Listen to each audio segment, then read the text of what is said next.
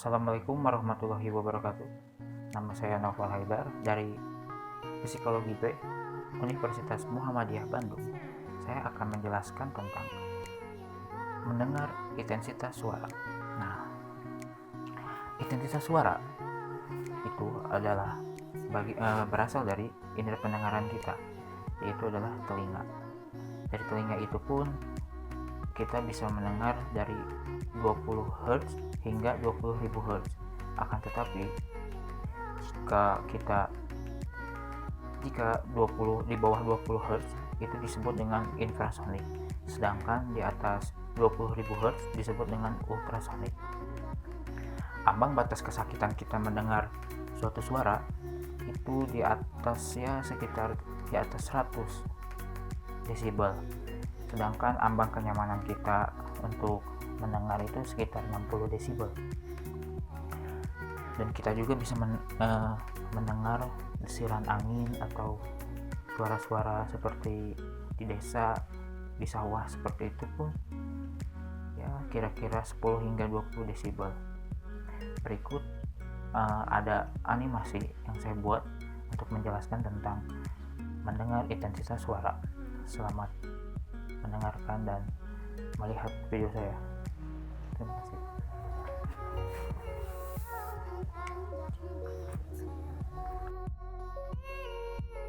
Mendengar intensitas suara. Seperti yang saya sudah jelaskan tadi di awal-awal, saya akan kembali menjelaskan secara rinci ya. Saya akan memberi suara yang paling hening, mungkin yang paling hening dibayangkan oleh manusia. Coba simak suara tersebut.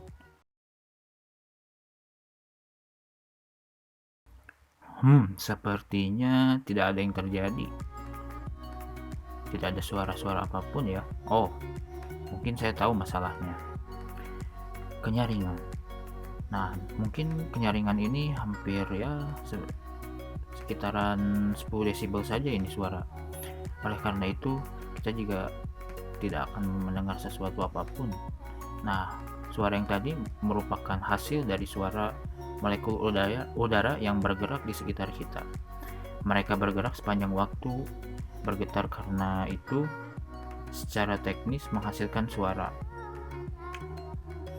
Nah, di sini saya juga akan menjelaskan bahwa ada ruangan senyap di dunia, yaitu adalah kamar Microsoft Anechoic yang berada di Redmond, Washington.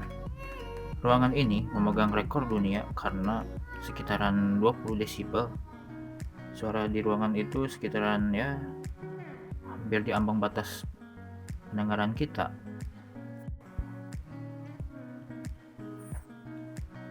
Oke, saya akan memberi suatu contoh lagi ya. Suara yang memberi, mungkin suara yang paling hening ya, tetapi berbeda dengan yang tadi. Mungkin kalian juga akan tahu ya, itu suara apa. Simak suara tersebut.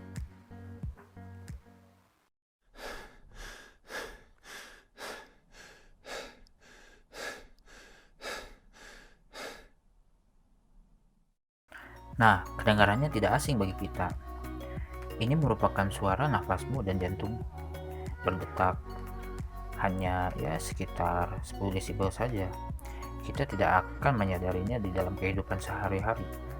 Fakta menarik dari kita tidak bisa mendengar jantung dan paru-paru kita. Bila kita mendengar, pilihan kita akan menganggap bahwa suara-suara ini adalah panggilan darurat. Jika jantung berdetak dengan kencang, napasmu berat, ini biasanya kamu dalam bahaya. Otak akan terus mencari reaksi ini. Itu sebabnya tidak ada seorang yang mampu berada di kamar anechoic atau kamar yang senyap di dunia itu lebih dari 55 menit. Ini benar-benar tidak nyaman. Baik, selanjutnya untuk mendengarkan 60 desibel, ini kira-kira seperti kita berbicara ya, volume berbicara denganmu sekarang. Ya, nampak 60 desibel ini adalah sangat drastis, yang awalnya kita hanya mendengarkan 10 desibel seperti detak jantung itu dan nafas ya. Dan 60 desibel ini adalah benar-benar zona nyaman bagi kita. Coba kita naikkan 50 desibel lagi. Ya, mungkin kamu akan merasakan kebisingan. Seperti itu. tingkat kebisingan juga akan tidak nyaman gitu bagi telinga kita. Pada kenyataannya, telinga kita terus bekerja dengan otak. Kita membentuk cara untuk menyesuaikan nyaman untuk kita gitu. Seperti yang sudah saya jelaskan atau definisikan, yang pertama bahwa kenyaringan suara berada pada nada dan intensitasnya. Kita diprogram secara alami untuk mendengar suara bernada tinggi, seolah-olah lebih nyaring daripada yang lain.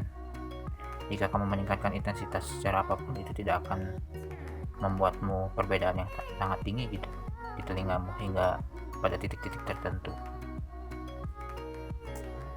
Ambang frekuensi bunyi yang dapat didengar oleh telinga manusia berkisaran getaran frekuensi 20 Hz sampai dengan 20.000 Hz. Pada amplitude getaran dengan berbagai variasi dalam kurva responnya. Suara di atas 20.000 Hz disebut dengan ultrasonik dan di bawah 20 Hz disebut dengan infrasonik. Mudah untuk mencontohkannya ya. Saya akan mencoba lagi dengan kebisingan suara lalu lintas. Simak suara lalu lintas tersebut ya.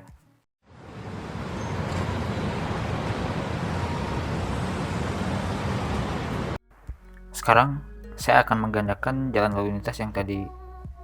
Oke, simak baik-baik ya. Nah, bagaimana? Tidak terlalu berbeda bukan? Baik suara itu menggandakan volumenya, bagi telinga kita mendeteksi perubahan kecil pada volume itu tidak akan merasa berbeda. Perubahan dari 60 desibel menjadi 60 desibel tidak akan terdengar berbeda bagi kita. Bagaimana dengan suara piano dan suara truk yang berjalan yang memiliki 80 desibel kenyaringannya? Tetapi secara piano menyenangkan bagi hati kita, sedangkan untuk truk nyaris ya tidak mengenakan bagi telinga kita. Suara apapun bergantung bagaimana kita menerimanya, baik itu nyaman atau tidak.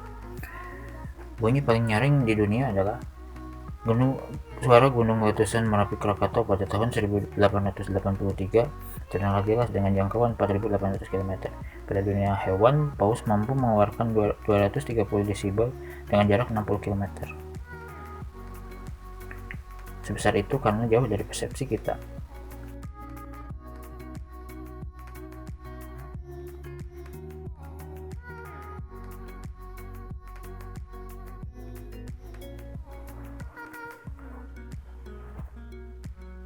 Ya, terima kasih yang sudah menonton video saya.